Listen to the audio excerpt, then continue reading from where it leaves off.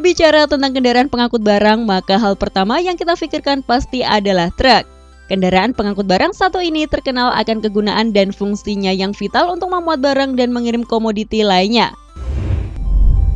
Truk sendiri ada banyak jenis dan tipenya. Mulai dari truk kecil sejenis pick-up hingga truk besar yang mempunyai banyak roda dengan ukuran bak truk panjang seperti halnya truk tronton. Namun ada juga truk di Indonesia yang ukuran panjangnya melebihi panjang truk pada umumnya. Truk tersebut merupakan truk modifikasi yang kerap disebut sebagai truk tribal dan banyak ditemui di Pulau Sumatera. Namun ada juga truk di negara lain yang memiliki dimensi lebih panjang dari yang ada di negara kita dan bahkan menjadi yang terpanjang di dunia. Truk tersebut kerap disebut sebagai road train dan berasal dari Australia. Ingin tahu seperti apa penampakan truk terpanjang di dunia ini? Simak video ini sampai akhir.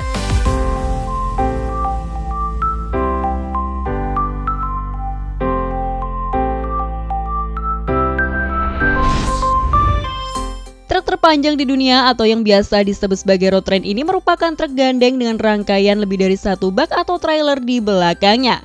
Dan truk ini hanya bisa dijumpai di Australia saja. Biasanya road train terdiri dari kendaraan semi-truk yang berada di bagian depan dan kemudian diikuti beberapa trailer di belakangnya. Panjang truk beserta trailer gandengnya ini bisa mencapai 50 meter atau setara dengan setengah kilometer dan dengan bobot yang mencapai 200 ton. Hal inilah mengapa truk ini biasa disebut juga dengan kereta darat. Bahkan panjang tersebut bisa juga lebih panjang lagi rangkaian trailernya tergantung beban yang diangkut dan tenaga mesin truk yang digunakan. Ada juga truk road train yang pernah membawa 112 gandeng semi-trailer di belakangnya. Namun tentu truk satu ini hanya untuk keperluan memecahkan rekor saja sebagai truk terpanjang di dunia. Karena rata-rata truk road train yang terlihat di jalanan Australia hanya membawa 3 atau 4 truk semi-trailer saja. Head truck yang digunakan adalah semi-truk yang pada bagian depan sudah dimodifikasi as rodanya, yang bertujuan untuk memudahkan menarik trailer yang berat di belakangnya. Untuk menarik trailer sebegitu panjangnya serta beban angkut yang sangat berat tentu membutuhkan tenaga yang cukup besar juga. Merek truk yang digunakan pun sangat beragam. Namun kebanyakan menggunakan merek truk dari Amerika seperti halnya Kenworth, Mack, Freightliner, White, Peterbilt, serta Navistar. Namun ada juga beberapa yang menggunakan merek Eropa seperti halnya Volvo dan Scania. Lalu bagaimana bisa truk dengan dimensi seperpanjang ini bebas melintas di jalanan sana?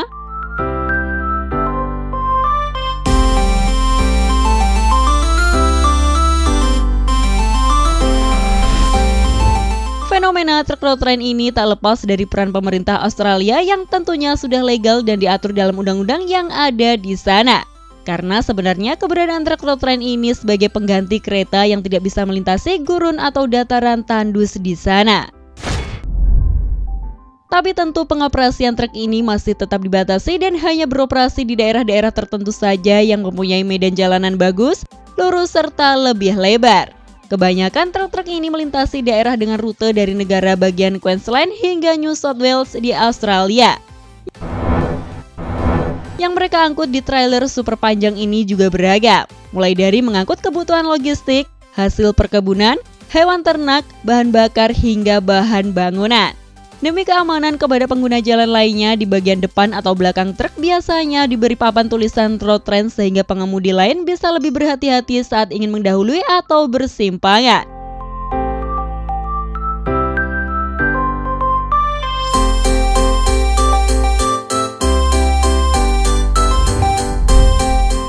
Dahulu pengemudi dari road train ini akan menyetir selama 21 jam per harinya. Namun sekarang Asosiasi Road Train Australia meminta sopir truk menyetir maksimal selama 14 jam saja per harinya. Hal ini demi meminimalisir kecelakaan akibat sopir kelelahan dan sedikit mengurangi resiko yang harus ditanggung oleh sopir pada saat berkendara di jalan raya.